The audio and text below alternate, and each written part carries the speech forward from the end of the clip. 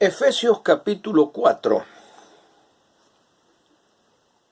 Este es un capítulo que nos ayuda con respecto a darnos cuenta que la nueva vida tiene nuevos valores. La nueva vida no tiene los mismos valores que tiene la vida vieja. Por lo cual, de ahora en más, Pablo nos va a expresar en los últimos 3 capítulos toda la aplicación de la enseñanza que dio en los primeros 3 capítulos. Eso no quiere decir que no haya doctrina y no haya enseñanza en estos capítulos. Como también hubo enseñanza en los primeros capítulos y a la vez fue aplicando esa enseñanza, pero en realidad ahora, como era la forma constante de enseñar del siervo del Señor, era que primero daba el fundamento y luego daba la forma en que ese fundamento se expresaba. De ahí que el capítulo 4 comience de esta manera, verso primero: yo pues, preso en el Señor, os ruego que andéis como es digno de la vocación con que fuisteis llamados. Empieza a hablar de la forma de andar, porque el cristianismo no es hablar de Cristo, es vivir a Cristo. Y como la persona, el creyente, vive en Cristo y a Cristo, por ende, habla de Cristo. Pero hablar de Cristo sin vivirlo puede transformarse en una contradicción. Porque decimos una cosa y hacemos otra.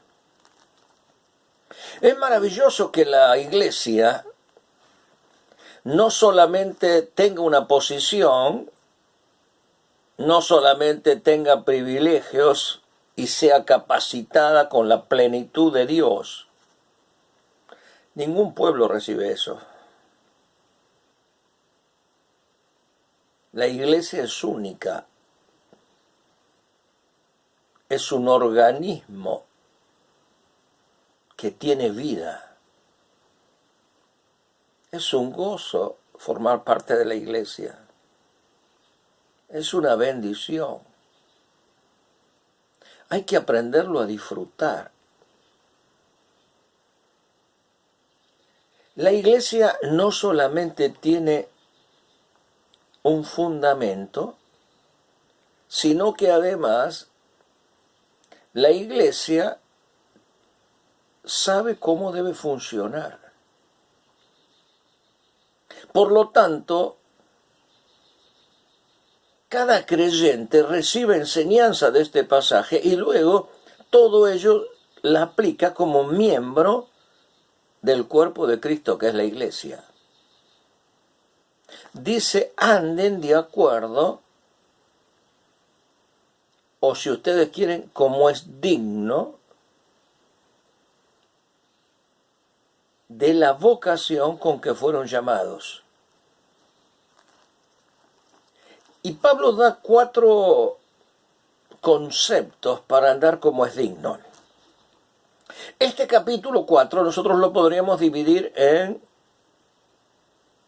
2 subpuntos.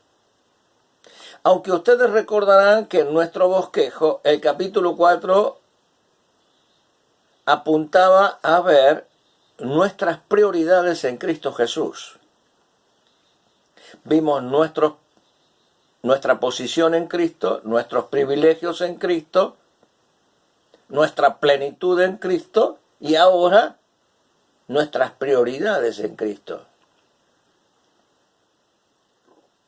Y Pablo, con la autoridad apostólica y expresando su condición como preso en el Señor, les ruega, nos ruega que andemos como es digno de la vocación con que fuisteis llamados.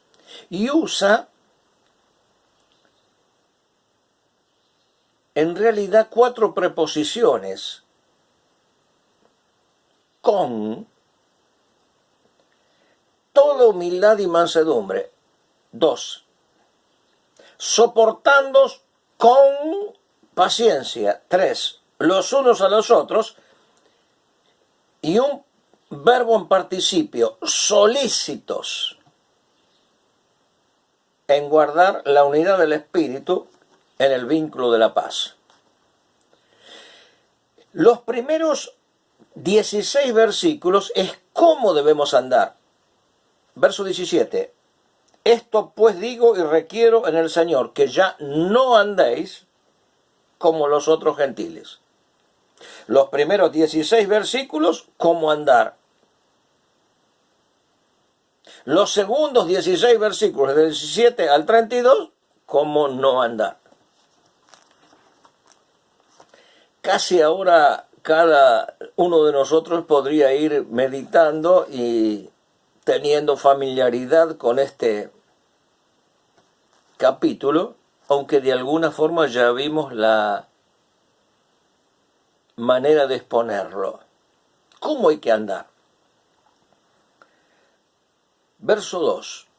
Con toda humildad y mansedumbre, soportándoos con paciencia los unos a los otros en amor, solícitos en guardar la unidad del espíritu en el vínculo de la paz.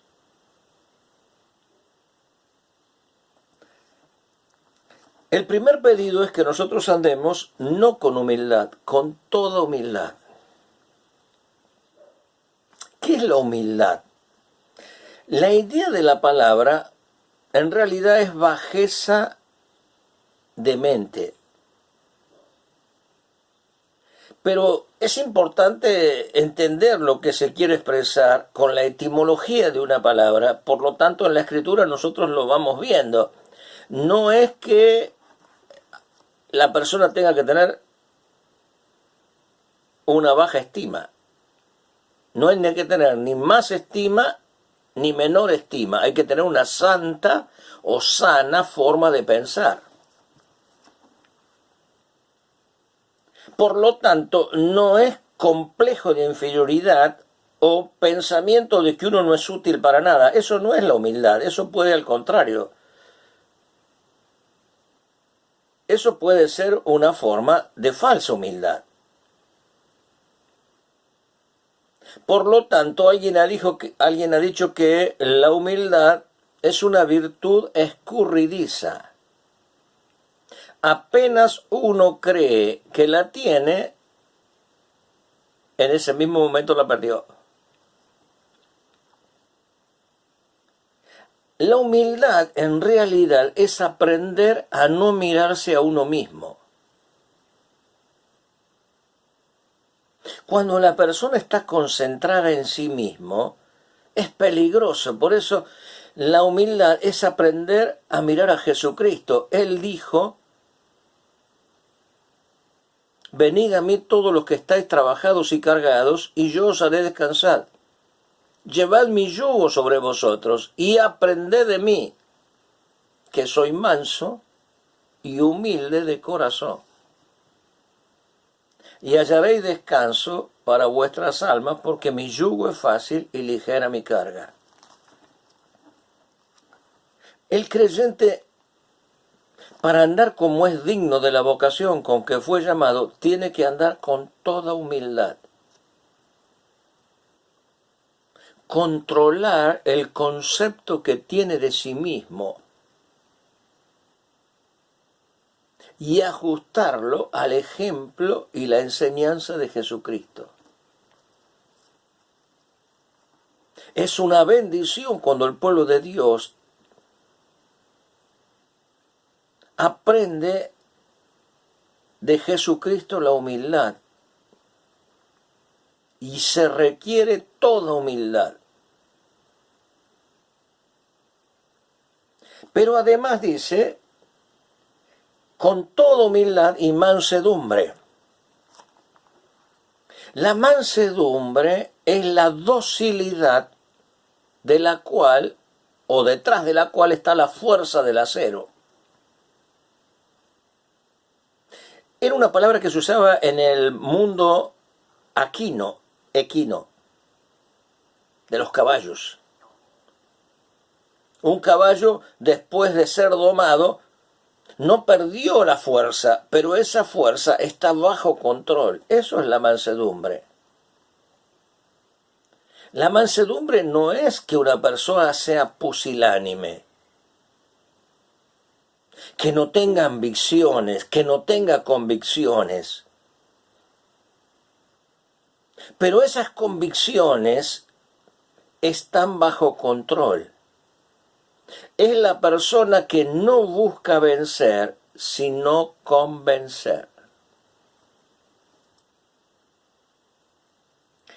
Dice, con toda humildad y mansedumbre, soportándoos, la idea de la palabra es sosteniéndonos, con paciencia.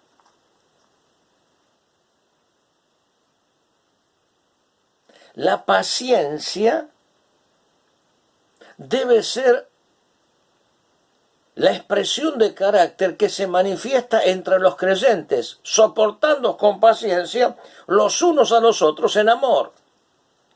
Es un fruto del Espíritu Santo, la paciencia. La largura de ánimo, el no perder los estribos, es aprender a sostenernos unos a otros con paciencia. Algunos maduran más rápido, otros somos más lerdos en madurar, algunos cambian de carácter, otros mantienen rasgos de su carácter, pero es imprescindible que para andar como es digno de la vocación con que fuimos llamados, haya entre el pueblo de Dios el soportarnos unos a los otros con paciencia en amor.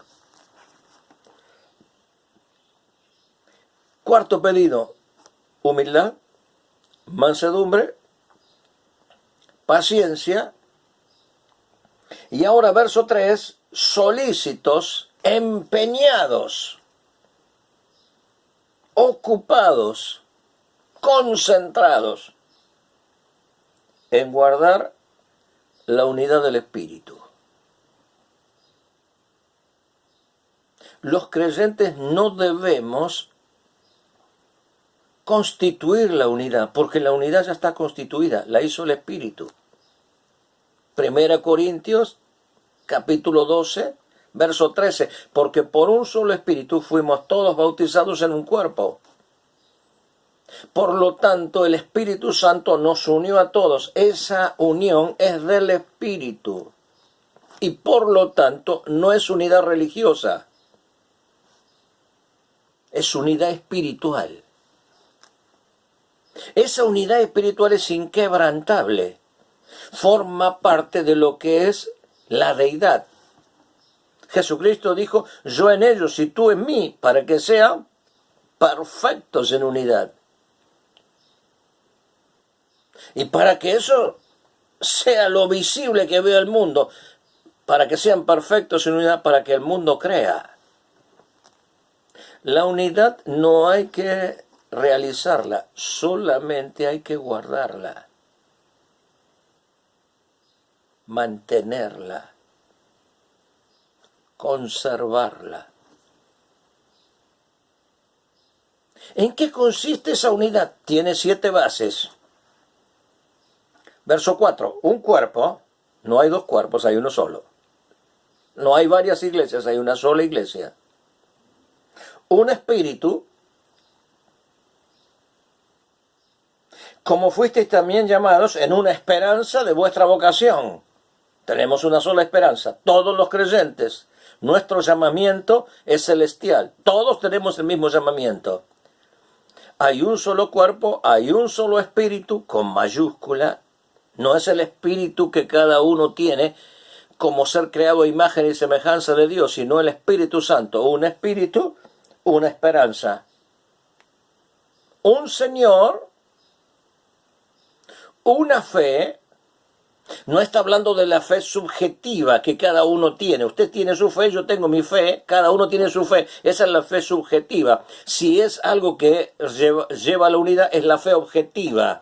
Es la doctrina, es la enseñanza. Hay una sola doctrina, una fe, un bautismo.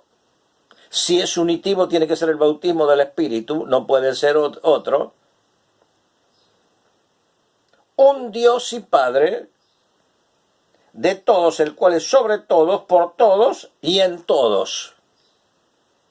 Verso 7. Pero a cada uno de nosotros fue dada la gracia conforme a la medida del don de Cristo. La unidad se expresa en la diversidad. La diversidad no anula la unidad, la expresa. Tenemos un cuerpo físico, no es un miembro solo.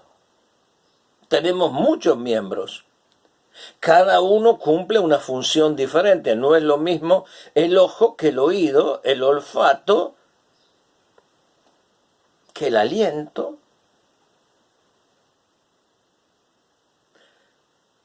A pesar de que hay muchos miembros, no tenemos varios cuerpos, hay un solo cuerpo.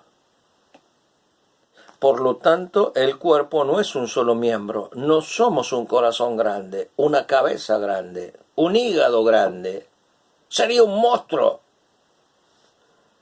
La diversidad no anula la unidad, la expresa. Por lo tanto, la unidad en el cuerpo de Cristo se expresa a través de la diversidad. Y esa diversidad es el resultado de la capacitación que cada creyente ha recibido de parte del Dios Trino, ya que el Espíritu da el don, la capacidad, el Señor da el ministerio y Dios da el poder.